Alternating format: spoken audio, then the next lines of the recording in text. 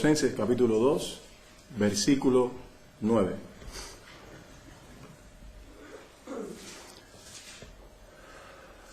Allí leemos: porque en Él, en Cristo, habita corporalmente toda la plenitud de la deidad. Poder contemplar y admirar la gloria de Jesucristo es el fin supremo de la redención.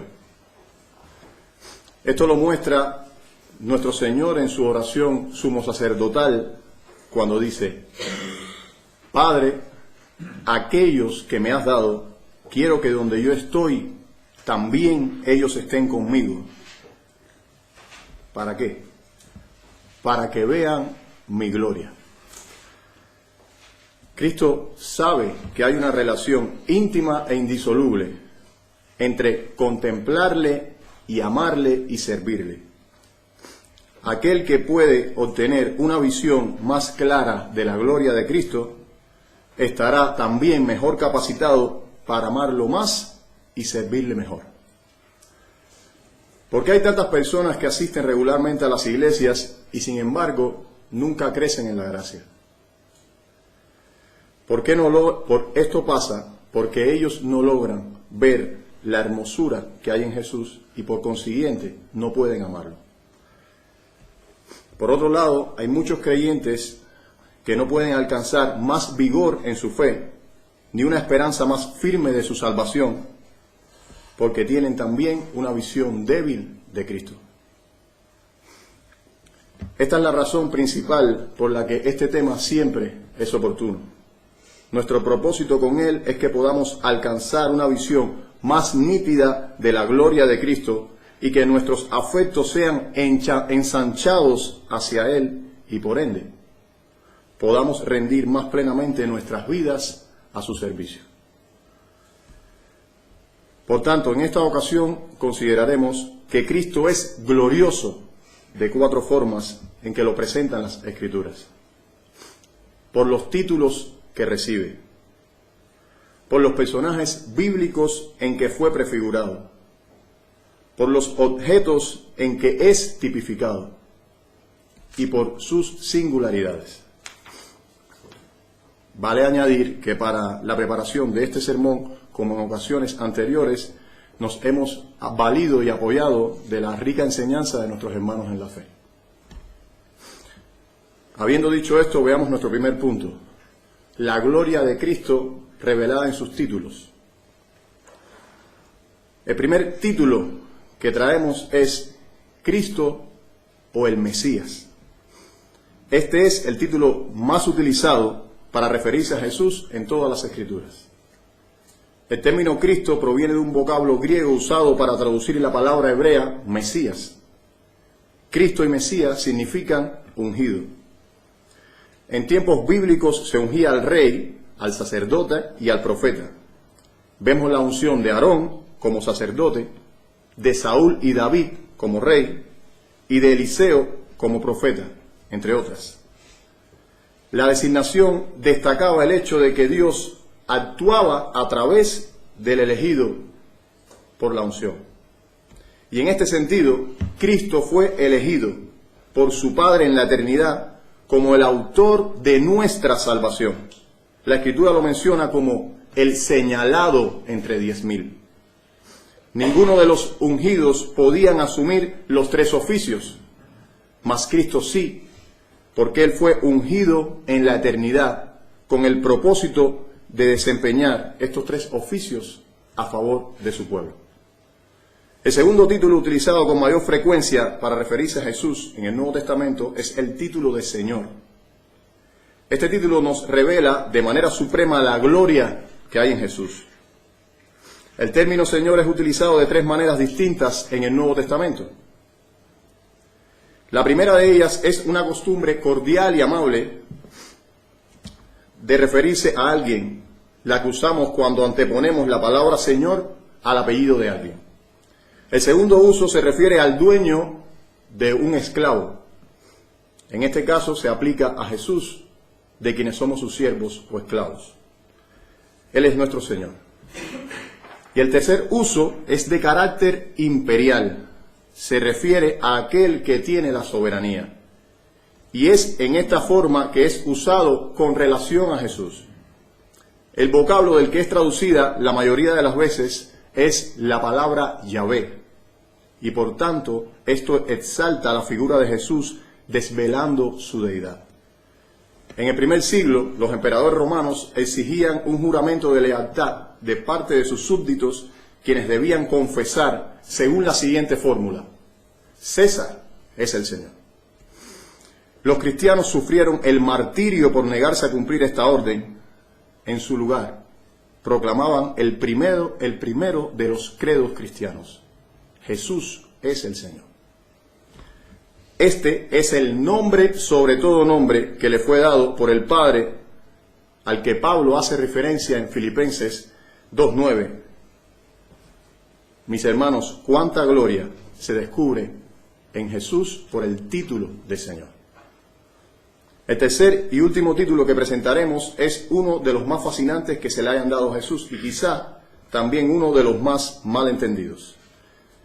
Debido a que la Iglesia confiesa la doble naturaleza de Jesús, que es verdaderamente hombre y verdaderamente Dios, y a que la Biblia describe a Jesús como el Hijo del Hombre y el Hijo de Dios, suele ser común suponer que el Hijo del Hombre se refiere a la humanidad de Jesús y que el Hijo de Dios a su deidad. Pero esto no es exactamente así. Si bien el título de el Hijo del Hombre incluye un elemento de humanidad, su referencia primaria es a su divinidad. Y si bien el título del Hijo de Dios también incluye una referencia a su deidad, este nos señala principalmente la obediencia de Jesús como hijo de su Padre. Este título, Hijo del Hombre, toma una importancia adicional cuando observamos que ocupa el primer lugar por amplio margen entre los títulos que Jesús utiliza para referirse a sí mismo en el Nuevo Testamento. El Hijo del Hombre es por mucho la designación favorita de Jesús para sí mismo. La relevancia de este título es vista en la mención que hace Daniel de él desde el Antiguo Testamento. En Daniel capítulo 7, versículos 13 y 14, no lo busquen, leemos el relato de su visión cuando dice: miraba yo en la visión de la noche, y he aquí con las nubes del cielo venía uno como un hijo de hombre, que vino hasta el anciano de días y le hicieron acercarse delante de él. Y le fue dado dominio, gloria y reino, para que todos los pueblos y naciones y lenguas le sirvieran. Su dominio es dominio eterno, que nunca pasará, y su reino uno que nunca será destruido. Este singular pasaje nos presenta al Hijo del Hombre como el juez supremo del universo. En los propios labios de Jesús, el título no es un ejercicio de falsa humildad, sino una reivindicación de su autoridad divina. Jesús reivindicó, por ejemplo, que el Hijo del Hombre tiene autoridad para perdonar pecados, al sanar y salvar a un paralítico. Y que el Hijo del Hombre es el Señor aún del día de reposo. Una prerrogativa divina mientras defendía a sus discípulos de las acusaciones de sus enemigos. De este modo vemos que estos tres títulos dados a Jesús, Mesías, Señor y el Hijo del Hombre, nos revelan distintas facetas de la gloria de nuestro Salvador y afectan tanto el tiempo como la eternidad. La pregunta es, ¿en qué te afectan a ti? ¿En qué te afecta a ti saber que Cristo, que Jesús es el Mesías? ¿Hay gratitud en tu corazón porque Dios lo ungió para la obra de la salvación y no te dejó en tus pecados? Si es así, ¿cómo muestras tu gratitud de manera práctica? Cuando escuchas el título Señor, ¿hay una disposición suave en ti para someterte voluntaria y gozosamente a su señorío? ¿O un deseo de rebeldía e insubordinación? ¿Puedes identificar las áreas de tu vida en las que estás siendo sometido a Cristo y en las que experimentas todavía rebeldía? Y finalmente, cuando ves que el Hijo del Hombre tiene poder para perdonar pecados y es Señor aún del día de reposo, ¿eres sobrecogido por su divinidad? Mis hermanos, porque de poco aprovecha que reconozcamos que estos títulos son admirables si no permitimos que transformen nuestra conducta. En segundo lugar, veamos la gloria de Cristo por los personajes en que fue caracterizado. Cristo fue prefigurado por los personajes más encantadores de toda la Escritura. Nombraré a 3 de ellos. Moisés. Moisés prefiguró y caracterizó a Cristo de varias formas. En su belleza natural. En Éxodo capítulo 2, versículo 2, leemos que Moisés era un niño hermoso. Flavio Josefo, el historiador judío, dijo: Moisés era tan bello que atrajo los ojos de todos sobre él, y aquellos que le veían se quedaban asombrados de su belleza y se llenaban de ella con tanto deleite que ya no estaban dispuestos a mirar hacia otro lado. Y he aquí que de esta forma fue tipo de Cristo, en quien están todas las bellezas más relucientes para ser halladas. En Cantar de los Cantares se hace alusión a él cuando se nos dice que él es todo codiciable. Moisés fue tipo de Cristo en cuanto a su educación. Fue criado en la corte real egipcia durante un tiempo, y la hija de Faraón puso una corona de oro sobre su cabeza. Pero él, dejando la corte, se fue y habitó en la tierra de Madián, como registra Éxodo 2:15. Así también Cristo dejó la corte de los cielos para venir y vivir en este mundo. Moisés fue un tipo de Cristo respecto a su oficio. Fue un profeta. En Deuteronomio 34:10 leemos: y nunca más se levantó profeta en Israel como Moisés, a quien haya conocido Jehová cara a cara. Moisés conoció a Israel con la mente de Dios, le dio las 2 tablas de la ley. Así también Jesucristo es un profeta. Él es quien revela a los pecadores los misterios de la salvación. Él es quien desenrolla el libro de los decretos de Dios y desata sus sellos y hace conocer la voluntad de su Padre. ¿Eres tú como María, que anhelaba aprender a sus pies? Moisés fue tipo de Cristo en cuanto a sus nobles actos. Para su pueblo fue un libertador de la opresión de Egipto. Era un salvador temporal. Así también el nombre de Jesús significa el Salvador, pues como dijo el ángel a María, llamarás su nombre Jesús, porque él salvará a su pueblo de sus pecados. Moisés era un intercesor para Israel y alejó la ira de Dios que recaía sobre ellos, como quedó registrado en Números capítulo 14. De esta manera, Cristo es el abogado de los santos. En palabras del apóstol Pablo a los romanos, el que también intercede por nosotros. A pesar de todo esto, en la vida de Moisés, Moisés se airó y golpeó la roca a la que debió hablar. En cambio, fue de esa roca de donde brotó en el desierto de nuestros pecados el agua de nuestra salvación. Pablo dice: y la roca era Cristo. Por tanto, con el autor a los Hebreos podemos decir: porque de tanto mayor gloria que Moisés es estimado este. Cristo también fue tipificado por David. David fue un rey. Así está también Cristo vestido con poder noble y real. Él es un rey para gobernar a los suyos, dice Apocalipsis 15:3. Se le menciona también como el rey de los santos. Y esto no solo para dirigir a su pueblo, sino también, como David en sus días, para conquistar y someter a sus enemigos, para que quienes se le oponen sean puestos como estrados de sus pies. David fue un hombre conforme al corazón de Dios. En esto prefiguraba a Cristo. Él es aquel de quien el Padre dijo: este es mi Hijo amado, en quien tengo complacencia. Cristo fue caracterizado también por Salomón. El nombre Salomón significa pacífico. De igual modo, Cristo es llamado príncipe de paz. Las huestes angelicales el día de su encarnación proclamaron: en la tierra paz. Él fue quien vino a buscar lo que se había perdido, a reconciliar a la criatura caída con su Creador y sellar así la paz entre Dios y el hombre. En palabras del apóstol Pablo, la paz mediante la sangre de su cruz. Además, Cristo es el dispensador de paz. ¿Estás cansado y agotado en tu carrera cristiana? ¿Notas que se agolpan sobre ti las preocupaciones? Pues pide a Él paz, porque le ha sido dado dispensar paz a todos los que se acercan a Él. Salomón caracterizó a Cristo por su gobierno.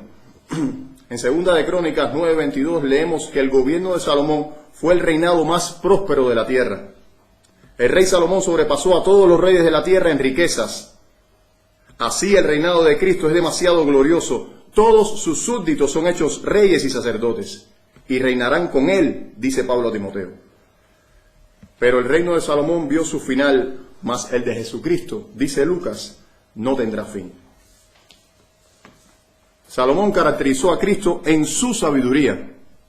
En 2 de Reyes 4:31 leemos que era el más sabio de todos los hombres. Así pues, recibió Cristo la unción de su Padre. Isaías anunció esto cuando dijo: y reposará sobre él el espíritu de Jehová, espíritu de sabiduría y de inteligencia. Pero a pesar de toda la sabiduría de Salomón, él tuvo tiempos de necedad. Pero cuán superior a él es Cristo. En él están escondidos, dice Pablo, todos los tesoros de la sabiduría y del conocimiento.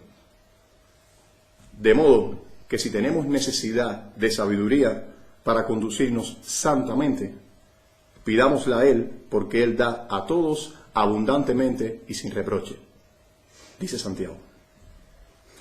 En tercer lugar, veamos la gloria de Cristo por los objetos en los que fue tipificado. El primer objeto es el maná. El maná señalaba a Cristo. Él es como el maná en tres maneras. La figura del maná era: he aquí una cosa menuda, redonda, dice la Escritura. Y el círculo es una figura de perfección. Esto caracterizó a Cristo, en quien habita toda perfección. El maná era un alimento preparado para Israel de una manera extraordinaria. Era un alimento cocinado y decorado en el cielo.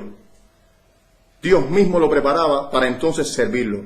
Así Jesucristo es como el maná. Fue preparado y puesto aparte por su Padre para la bendita obra de mediación. Me preparaste cuerpo. Leemos en Hebreos 10:5.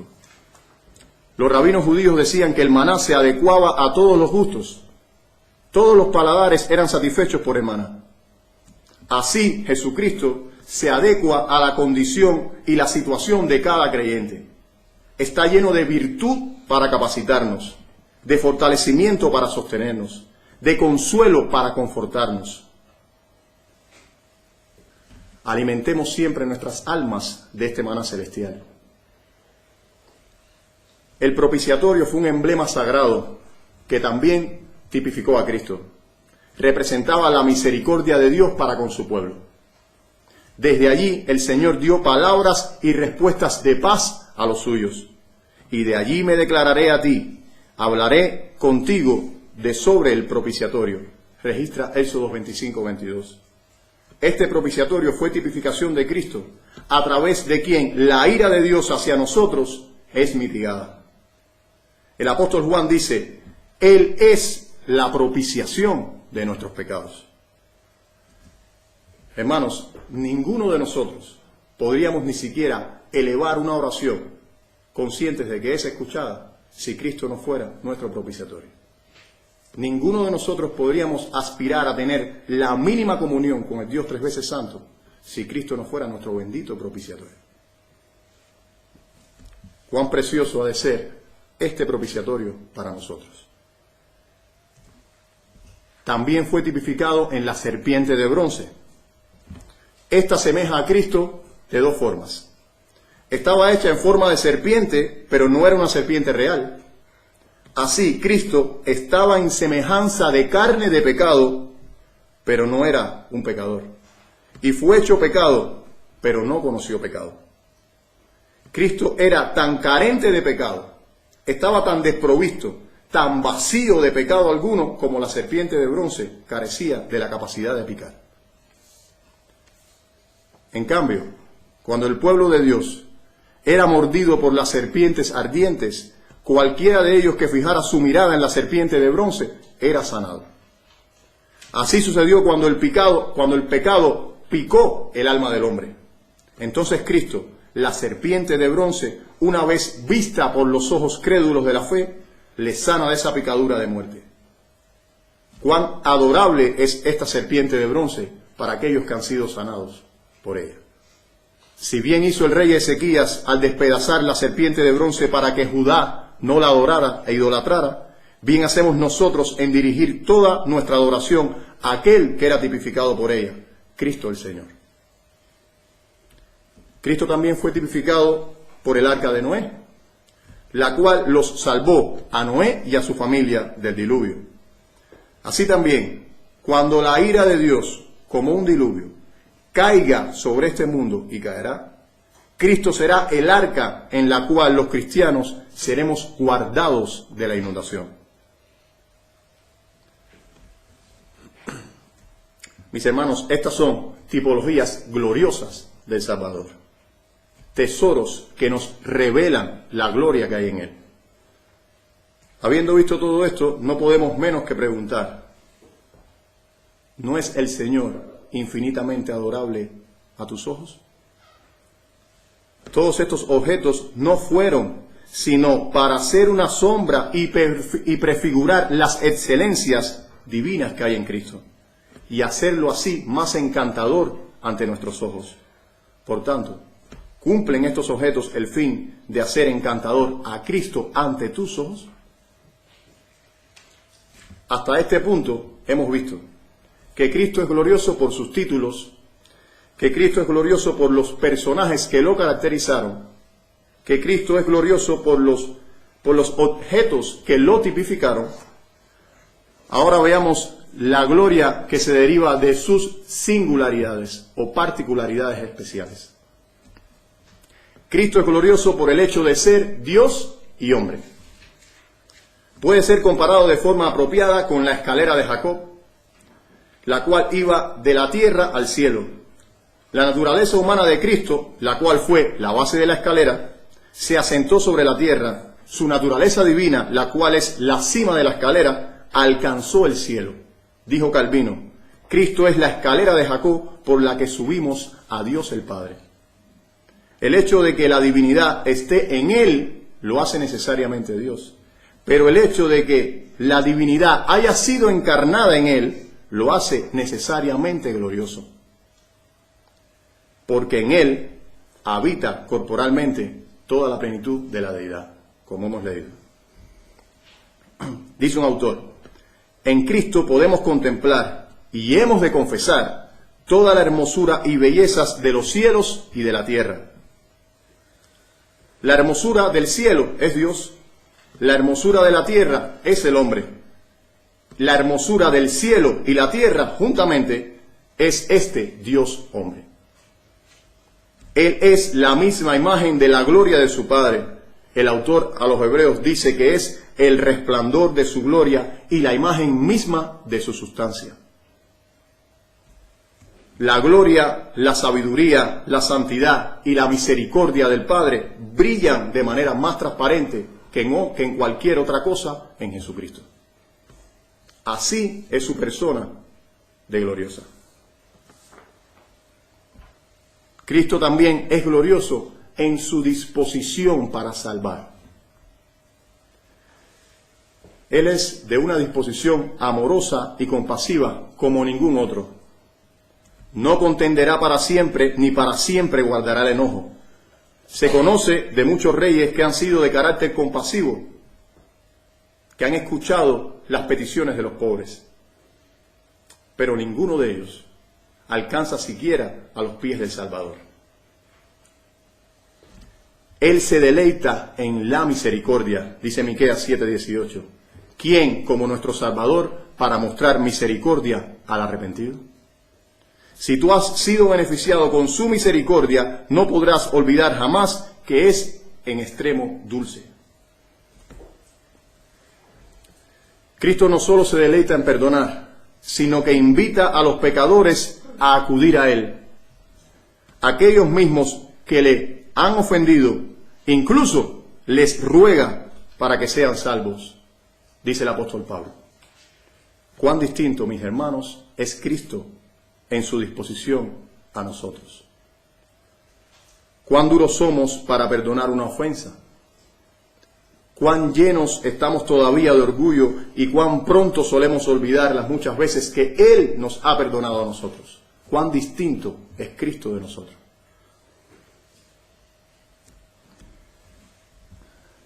Si alguna pobre alma le recibe y se levanta y se va con Él, Cristo le da la bienvenida y como el padre del hijo pródigo prepara banquete para ella.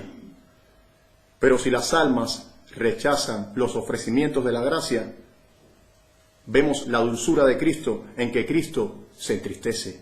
Dice Marcos 3:5. Nosotros, que somos incrédulos, somos más dados a enojarnos, a irritarnos, como hicieron Jacobo y Juan cuando querían hacer descender fuego del cielo. Sin embargo, cuán encantador y afable es el temperamento de Cristo. Él se entristece como un juez que determina el veredicto con lágrimas en sus ojos. En Lucas 19, 41 y 42 leemos referente a Jerusalén. Y cuando llegó cerca de la ciudad, al verla lloró sobre ella, diciendo, oh, si tú conocieses a lo menos en este tu día lo que es para tu paz. Este es el corazón de Cristo. Nada que ver con nuestros corazones tan a menudo secos y duros. Ciertamente, como dice de él la Escritura, Él es todo codiciable. Él se esfuerza por superar con sus bondades las maldades de nuestros propios corazones. Cristo también es glorioso por sus sufrimientos a favor nuestro. Es hermoso en sus padecimientos cuando realizó la expiación por nuestros pecados. Con cuánta gracia soportó sus sufrimientos. Abofeteado, escupido, ensangrentado, pero mucho más hermoso sobre la cruz, porque allí fue donde mostró el más grande amor para con nosotros, los pecadores. Agustín dijo, la cruz es el púlpito de donde Cristo predicó su amor al mundo. Cuanto más Cristo soportó por nosotros, más amado debe ser para nosotros. Pero Cristo no solamente padeció en la carne, sino también en su alma. Compareció ante la ira de Dios, lo cual jamás podría haber hecho de haber sido tan simple, sencillamente un hombre. Leemos en Éxodo 27 que el altar de madera fue cubierto de bronce para que el fuego del altar no consumiera la madera. Este altar era figura de Jesucristo. La naturaleza humana de Cristo, la cual era la madera, fue cubierta con la naturaleza divina como la madera con el bronce. De lo contrario, el fuego de la ira de Dios la habría consumido. Isaías dice que esto lo sufrió por nosotros. Nosotros comimos las uvas agrias y Él llevó la dentera. Lo rojizo de su sangre quitó el enrojecimiento de nuestros propios pecados. Mis hermanos, cuán hermosas deben ser sus heridas para nosotros, pues ellas constituyen nuestra salud. Por todo esto, Cristo es sumamente glorioso. Él es glorioso en la consideración y estima de sus santos. Es admirado en los que creyeron. Leemos en Tesalonicenses. Es glorioso y estimado de los ángeles, pues ellos le adoran. Adórenle todos los ángeles de Dios. Y por si fuera poco, es adorable para su Padre. Dios es complacido infinitamente en él. Cristo es llamado la rosa de Charón. ¿Y cuánto se deleita Dios en oler esta rosa, mi escogido, en quien mi alma tiene contentamiento? Hermanos, si Cristo es suficientemente glorioso para ser admirado por sus santos, para ser adorado por los ángeles y para ser el deleite del corazón del Padre, pregunto, ¿acaso no debería ser suficiente para encender de amor tu corazón y mover tu voluntad a una resuelta obediencia? Seguramente, si hay suficiente gloria en Cristo para deleitar el corazón de Dios, debe ser suficiente para deleitar también el tuyo.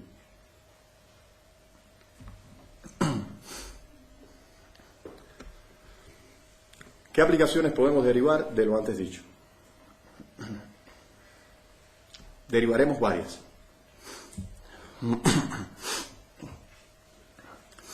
Si Cristo es tan infinitamente glorioso, no descansemos hasta ser hallados en Él, porque de nada nos aprovecha que podamos ver que Él es todo codiciable si no podemos decir también, como la amada de Cantar de los Cantares, mi amado es mío.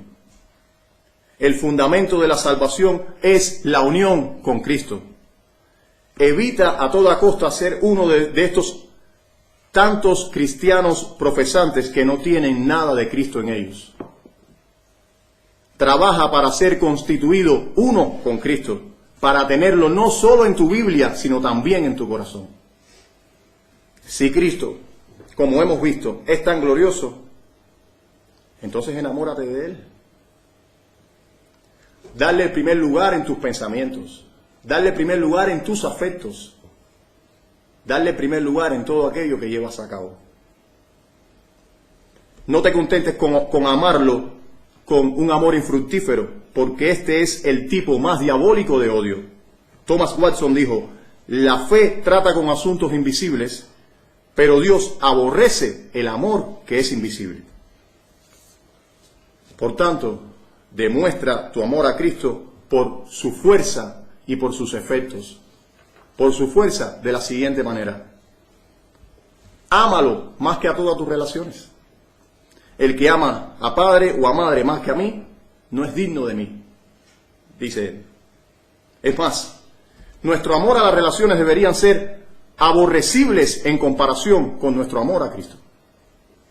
Debe pesar mucho más Él que nuestras relaciones en la balanza de nuestros afectos, por cuanto Él es el más hermoso de los hijos de los hombres.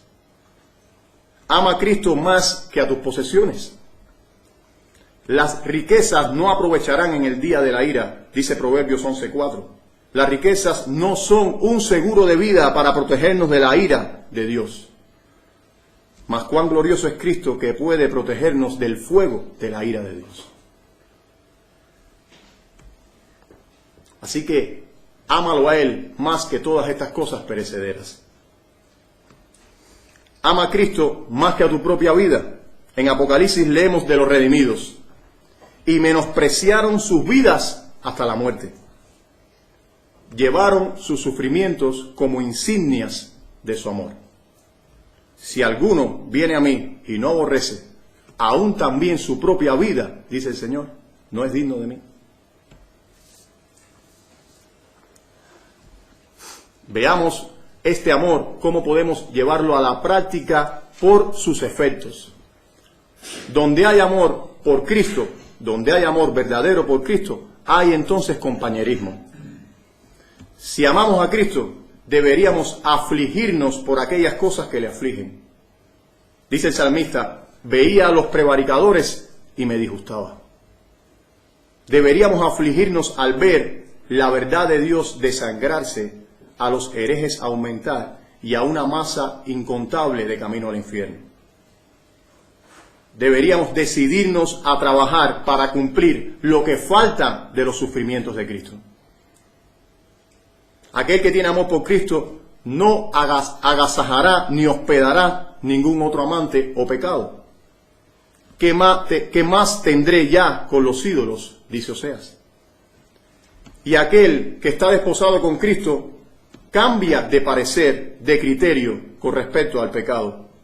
Ahora aborrece aquel pecado que antes amaba, amando a Cristo que antes aborrecía.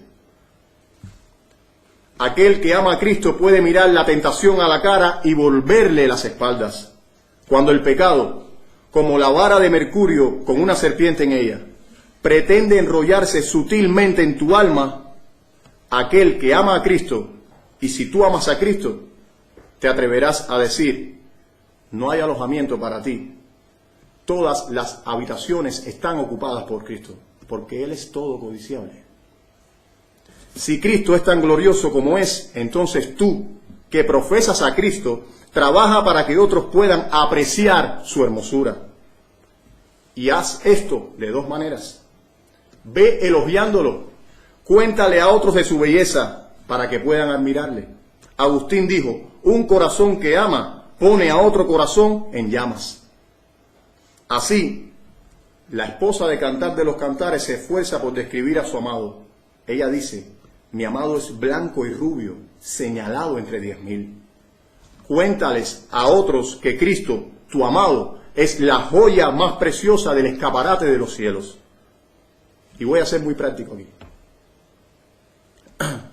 Nuestros hermanos Sorín y Valentín, con la autorización de nuestro pastor, están llevando a cabo ciertas salidas para compartir a Jesucristo. ¿Te sientes motivado a participar? No soy insensible al hecho de que haya en verdad quienes no pueden participar. Pero a estos pregunto, al ver que no puedes participar, ¿sientes pesar o te da igual? Arthur W. Pink dijo, la iglesia que no evangeliza se fosiliza. Y finalmente, haz que Cristo sea codiciable a la vista de otros, adornando tu vida en conformidad al Evangelio. A menudo vemos cuánta ofensa cae sobre el nombre glorioso de Jesucristo por culpa de la conducta de falsos profesantes. Cristo se muestra hermoso en la vida de aquellos que en verdad le aman. Recuerda que tus palabras pueden predicar media hora, pero tu testimonio continuará predicando durante toda la semana. Hermanos, que el Señor nos dé una visión renovada de la gloria de Jesucristo para que podamos rendir más plenamente nuestras vidas a su servicio. Terminemos en oración.